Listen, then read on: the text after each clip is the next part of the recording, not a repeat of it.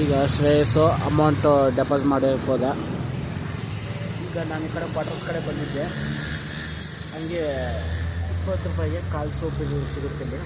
ಅದನ್ನು ತೊಗೊಂಡು ಹೋಗ್ತೀನಿ. ಈಗ ಬೆಳಗ್ಗೆ ನಾಷ್ಟ ಮಾಡಿಲ್ಲ, ಯಾಕಂದರೆ ನಿನ್ನೆ ಊಟ ಹೆವಿ ಅನ್ನಿಸ್ತು. ಹಂಗಾಗಿ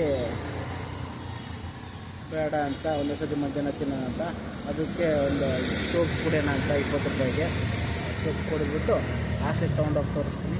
ಬಾಯ್. ಇವತ್ತಿನ ನಾಷ್ಟ ತೋರಿಸ್ತೀನಿ ನೋಡಿ ಏನು ಮಾಡಿದ್ದಾರೆ ಅಂತ.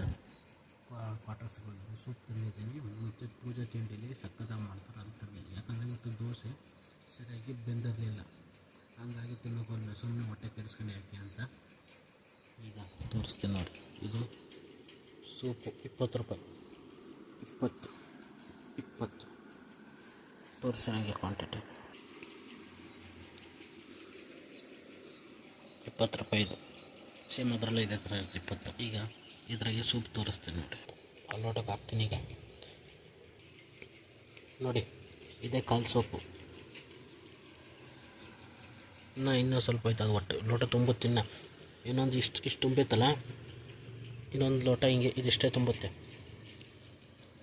20 ರೂಪಾಯಿ. ಲೋ ಕ್ವಾಂಟಿಟಿ ಮತ್ತು ಇಲ್ಲ, ಲೋ ಪ್ರೈಸು, ಕ್ವಾಂಟಿಟಿ ಜಾಸ್ತಿ, ಟೇಸ್ಟು ಸೂಪರ್.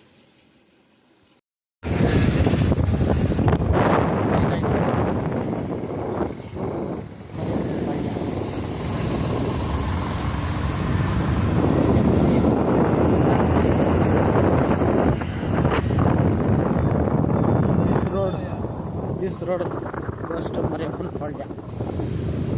Left side.